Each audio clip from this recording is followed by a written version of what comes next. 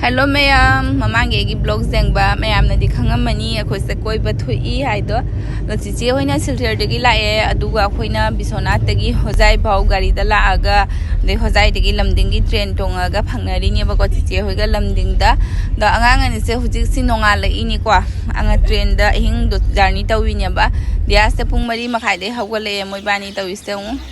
ado station jawre e ayungan ta da station siga aidi pung taruki aduai da oi mare jawri se ado keno tawi station se jo ayungan ta jawraga khoi se gari ngai na ri ni kwa aise dia se manga samje pm je salabani haidi ahing chupai ac to tharabani na ingya ba aisu nadraga loijara ina manga samji ma je salle adu dagi jacket sulli salabani jacket sallaga ay adum tummabani ingye ayungan ta gi sidi ac thajan batana tana hujikti ayuk ta so dum ingye na kharadi hujikan se mayam inga ba khangde aidi ingye tum hawalak paste ado Dribugar station ni mayam akhoina hujik chetli se Dribugar station da kummaga amuk by road chaturi ne ba khoi se do khoi gari innova ma numit humni gi oina book tawiya ba kwa ado gari do loba la e khoi da sibe ga pasan gadro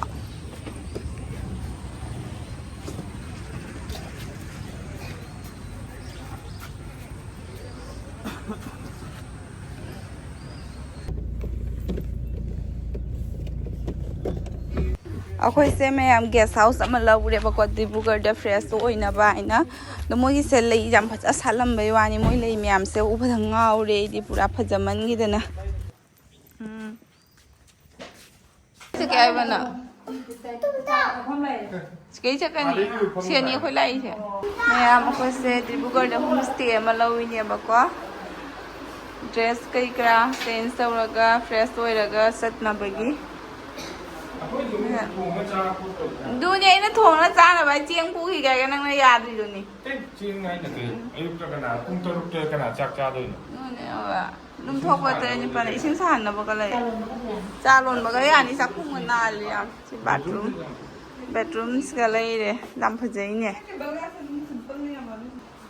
na my color ceiling color kai kra na thare AC supi ne Dribugar da lakho ma thau re ngon ta nai tawi chama ngai ba ngang tawi se ngom mayam na room jeng na ri sida mai makok se chang de ba sida phone thang gat lai na mi te no san thoi ta li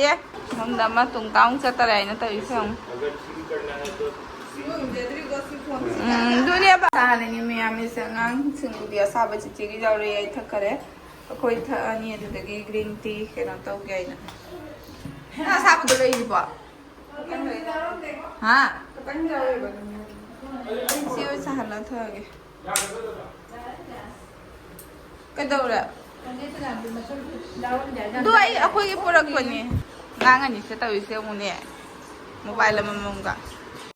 loire mayam losanna thongna dore sidagi 7:30 8 ta thokse ani 9 dasal le khoi se dum bathroom se mi jamani na ma mum sang tauna leibada thenge loisan loina re sanu ai tre ni nang sulam da gya da loisalak paga dugagi jani su mathang tawrabani na hajimu ebomi sasale sidai mu 3-4 hours ni ai do khoi di marakta lepa chang chattoi ni na 5 hours mung chang hi nyai ko lepa ga chattoi ni na khoi di marak ta ne 5 hours mung chang hi nyai ebomi ga sasale nam da jare awi sang wani kha loi bani khana ra nu ko ai ne loi bani khana ba si ga ne ai matung manau no bani ga loina na la roi ko ya matung manau koi re roi si ko khoi koi re roi si ko khoi loi bani jam khanai ko koi roi si ko san to छोन का का पोले होबरा जो तो ये थोड़ा नीचे लग जाते हैं सनग्लास तो बगा उदरी रो केमता कहिनो नंग मिरु तो दमा तो माई चली रो नंग सनग्लास तो बगा मैं तो दमा तो माई चली रो कहिनो करिनो नंग तो इसना कना बैग में जन सलै सिना मोबाइल लम सुपाई रुको साथ होय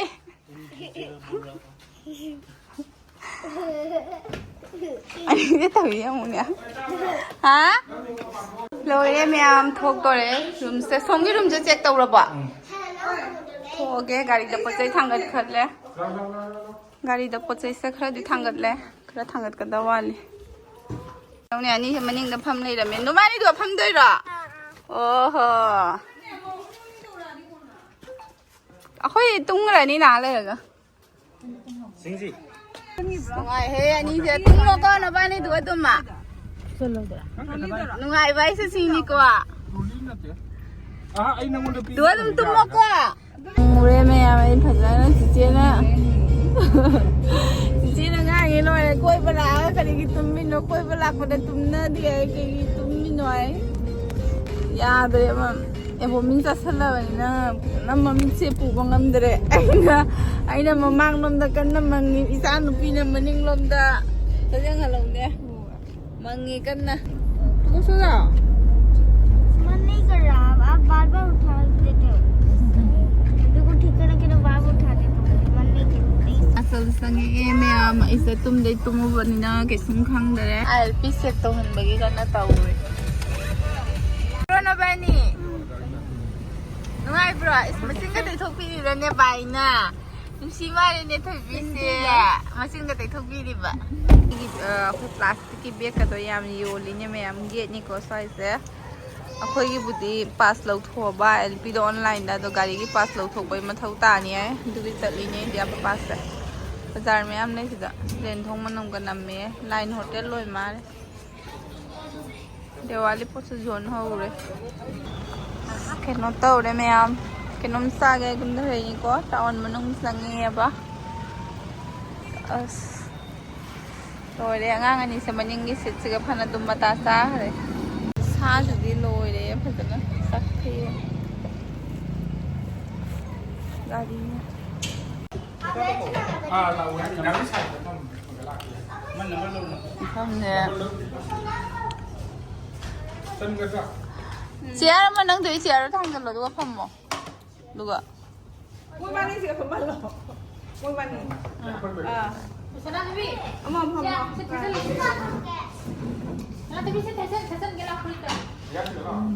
원만 판만을 많이 phải nó bán đi gari để tông ăn phẩm mình sẽ tông ăn phẩm mà phải đấy nữa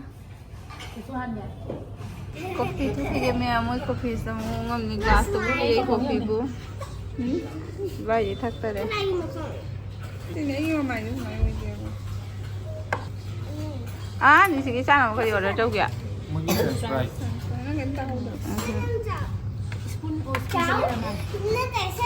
bạn đi tụi mình chào cô khán giả cần nó cô tụi mình chào cái đó nè làm phải gì nhỉ mấy số liệu bắt đầu rồi sẽ làm phải gì nhỉ chào nhiều kia nó thằng chào nhiều quá làm sao nhỉ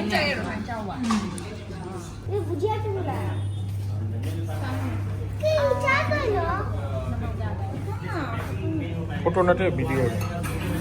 चा का तो मी मत तो मांग करे ने cái đồ mình bây giờ không ăn một lần bằng từ bỏ ăn tháo chả nhỉ mà mình xin nó bên đây postcard tao rồi cái nó lấy chặt thôi mình chứ ai là mà mình xem tăng xin ba आपको पता है इसने एक को खाने में कितना bite लिया 20 बाइट लिया mình xem bên mình sẽ salon nó xin ngoài xuống ra ya để tôi sai cái gì ai là mua lộc hấp bao ai bên mua lộc hấp bao giờ này thôi em ấy biết cái nào bay đi kìa biết cái nào bay đi kìa biết puro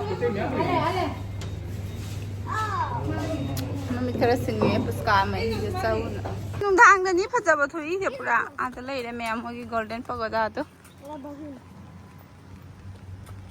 giấy mà không được sẽ không chỉ ra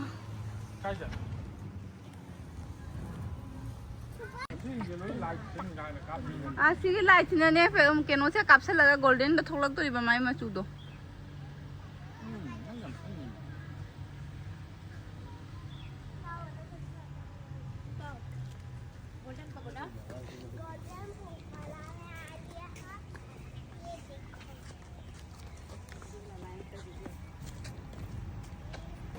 không giờ phải gì nó phải gì á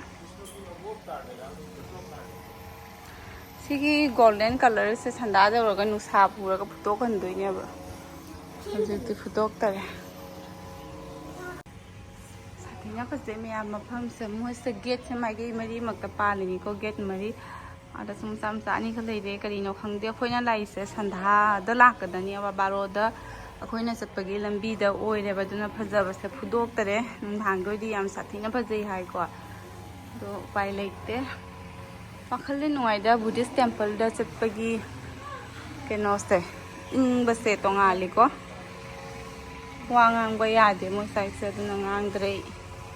यामना बुद्धसे मोगे lining मना अनी lung की भी है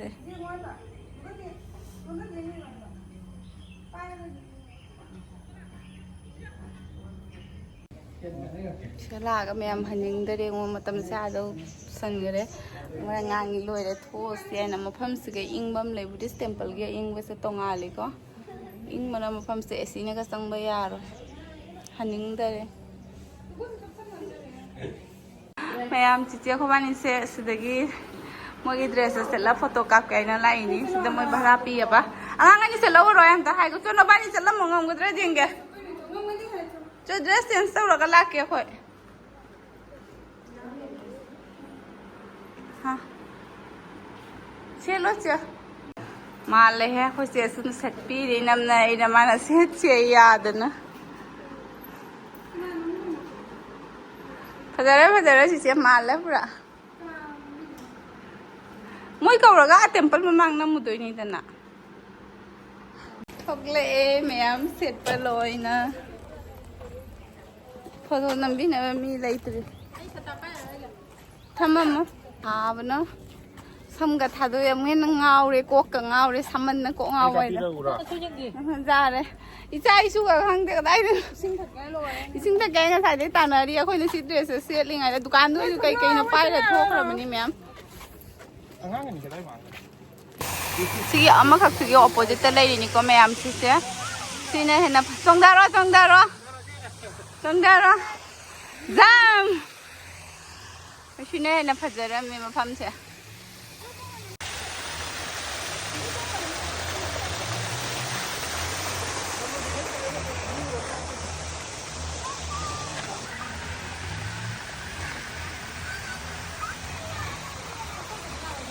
हल्ले ma'am को से lunch तौद्री को थेंबनसु लोइरे अदो खोइना थोकलत्रो कांद त मी से कन्ना तिंगल एसी गोल्डन पेकोरा से केनो तौइबा मोइसे संधाद नुंधांगना हेन लेबा लाइट से फुजल लगा माय गोल्डन फजब से थोकन दोइनेबा अदुना मी सिंग से संधा जौरगा त तिनबा हगले खोइना लापना चतोइनी ना हल्ले ngang này nó đi lại vì mà nên gì cả mọi bạn đi chẳng không biết nào phải nó khăn nó anh खाने तो बने मम्मा इसको कोई का चश्मा भी गुम हो गया है मेरे पास बैग में जाओ मैं घूमने बदल खोगी रिजॉर्ट तो बुझी जाउद्रे मैम से मरम ता खोई चक्सा गए न कुमई ने बा कसी न मोगी मठक त लई मेन दुदी को मेन दी मठक त लई बा से मन कुमथरगा सिगी नमसाई से मेनली समाइने इसिंगी ओइबा रिजॉर्ट ने को नमसाई देनी मैम अखोइना लाइसे अरुणाचल गी आई ममांगी ब्लॉक ता हाइग्रबा खंगदे तो मोइ सिदा मेन टूरिस्ट ओरि समाइने इसिंग दा साना बैने बदो अखोइगिना लैरुदो नमु प्रॉपर पूरा इसिंग दा साना बिदुनिया बा मयाइ दे इसिंग गा तौरगा मोइसना मु मचा मखक्ता दुम समाइना तौरगा साना बिनी वारे कोई बदा वा बाई दो चाक ngairi order angang ama chena mobile samna mobile jeng thamni lunch sap le dum sanda oire koi se lunch sai ram se dinner hairani ko pung manga ta salat tore moi chak is mai jo ma ga pibi ni myam moi asami singi yam tau bani maina lai hinjang खोई लेबम दो जौरे ma'am खोई लेबम से जौरक पदा संधा ओइरे को इसिंग मरक त सानाबा लाकपनि न खरा मनुंग चंगेबा मफम से संधा ओइरे मम सल्ले पुरा पुंग मम ममेबा खोइदि अमु मपान थोकनी चंगगा काइना खल्लगा जुम देदि लाइनेबा दो याररोय याम मनुंग चंगमे को मफम से यौरे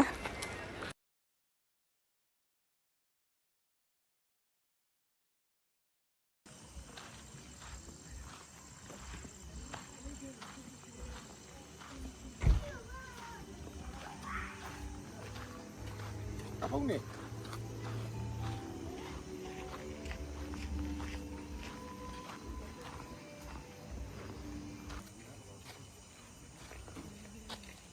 ꯗꯤꯌꯥꯁꯦ ꯇꯧꯔꯤꯁꯦ ꯑꯩꯁꯦ ꯇ꯭ꯔꯣꯂꯤꯗꯒꯤ ꯐꯤ ꯂꯧꯊꯣꯛꯇ꯭ꯔꯤꯑꯕꯀꯣ ꯑꯗꯣ ꯏꯪꯉꯦꯕ ꯃꯐꯝꯁꯦ ꯇꯧꯔꯛꯄꯗ ꯑꯦꯁꯤꯗꯩꯁꯨ ꯒꯥꯔꯤꯗ ꯇꯤꯅꯥ ꯑꯃ ꯂꯩꯔꯦ ꯑꯩꯅ ꯉꯕꯣꯡ ꯑꯃ ꯑꯗꯨꯝ ꯗꯦꯁꯥ ꯇ꯭ꯔꯦꯟꯗ ꯆꯠꯂꯁꯨ ꯑꯩꯅ ꯕꯦꯒꯇ ꯁꯨꯞ ꯁꯨꯝꯃꯩ ꯍꯥꯞꯄꯒ ꯊꯝꯃꯦꯕ ꯑꯩꯒꯤ ꯁꯥꯏꯠ ꯕꯦꯒꯇ ꯑꯗꯨ ꯃꯉꯣꯟꯗ ꯆꯨꯞꯁꯟꯕꯤꯔꯦ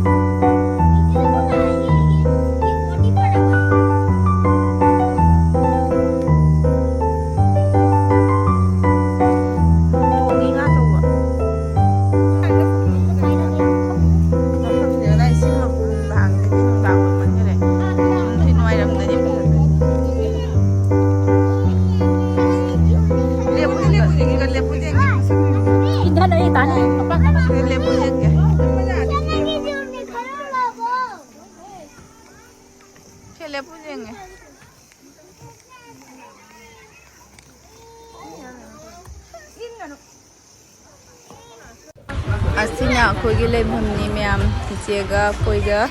ꯑꯗꯣ ꯆꯤꯆꯦ ꯍꯣꯏꯅ ꯁꯣꯝꯗ ꯇꯣꯉꯥꯟꯅ ꯃꯣꯏꯒꯤ ꯔꯨꯝ ꯑꯃ ꯁꯤꯅ ꯑꯩꯈꯣꯏꯒꯤ ꯔꯨꯝꯅꯤ ꯆꯤꯆꯦꯗꯤ ꯇꯨꯝꯈꯔꯦꯀꯣ ꯋꯥꯔꯦꯕ ꯃꯥꯁꯦ ꯂꯥꯛꯑꯒ ꯆꯥꯛ ꯉꯥꯏꯕ ꯑꯣꯏꯅ ꯇꯨꯝꯈꯔꯦ ꯗꯤꯌꯥꯁꯨ ꯃꯐꯤ ꯆꯦꯟꯖ ꯇꯧꯕꯤꯔꯦ ꯆꯥꯛ ꯆꯥ ꯆꯠꯂꯝꯗꯥꯏꯒꯤ ꯊꯛꯎꯒꯦ ꯗꯤꯅꯔꯁꯨ ꯇꯧꯔꯒ ꯑꯗꯨꯝ ꯊꯣꯛꯂꯛꯑꯅꯤꯀꯣ ꯑꯩꯗꯤ ꯐꯤꯒ ꯍꯣꯡꯗꯣꯛꯇ꯭ꯔꯦꯗ ꯆꯤꯆꯦꯗꯤ ꯐꯤꯒ ꯍꯣꯡꯗꯣꯛꯏ ꯃꯥꯜꯂꯦ ꯑꯩꯗꯤ ꯍꯣꯡꯗꯣꯛꯇ꯭ꯔꯦ ꯌꯨꯝꯗ ꯆꯪꯉꯒ ꯗꯥꯏꯔꯦꯛ ꯀꯩꯅꯣ ꯇꯧꯔꯅꯤ ꯐꯤꯔꯣꯟ ꯍꯣꯡꯗꯣꯛꯑꯒ ꯑꯣꯏꯅ ꯇꯨꯝꯃꯅꯤꯀꯣ ꯍꯧꯖꯤꯛꯁꯦ ꯑꯩ ꯀꯩꯝ ꯍꯣꯡꯗꯣꯛꯅꯤꯡꯕꯁꯨ ꯐꯥꯎꯗ꯭ꯔꯦꯕ ꯋꯥꯕꯅ ꯑꯗꯣ ꯃꯣꯏꯒꯤ ꯑꯥꯗ ꯔꯨꯝꯗ ꯁꯥꯔꯚꯤꯁ ꯄꯤꯗꯦꯕ ꯃꯣꯏꯒꯤ ꯑꯥꯗ ꯆꯠꯂꯒ ꯆꯥꯕ ꯀꯩꯗꯧꯕ ꯂꯣꯏ ꯇꯧꯕ ꯇꯥꯏꯌꯦꯕ ꯑꯗꯨꯅ ꯆꯠꯀꯦ ꯇꯧꯔꯤꯅꯤ ꯍꯧꯖꯤꯛꯁꯦ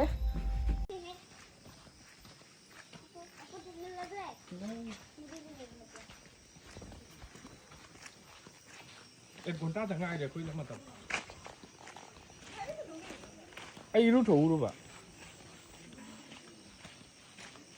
ꯑꯥꯗꯩꯁꯦ ꯈꯥꯂꯤ ꯂꯩꯕ꯭ꯔꯥ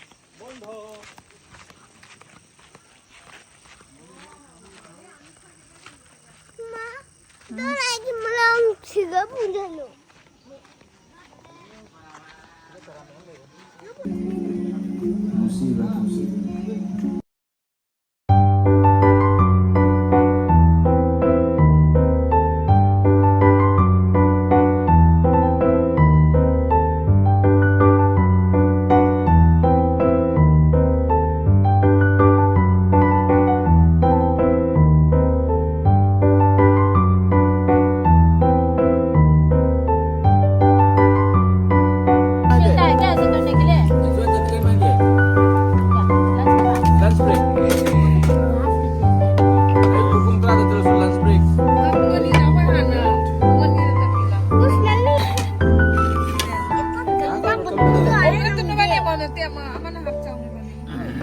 이바이 엄마 이게 엄마 난가 또 뭐가 엄마 마게 디아게 엄마 pero tao vi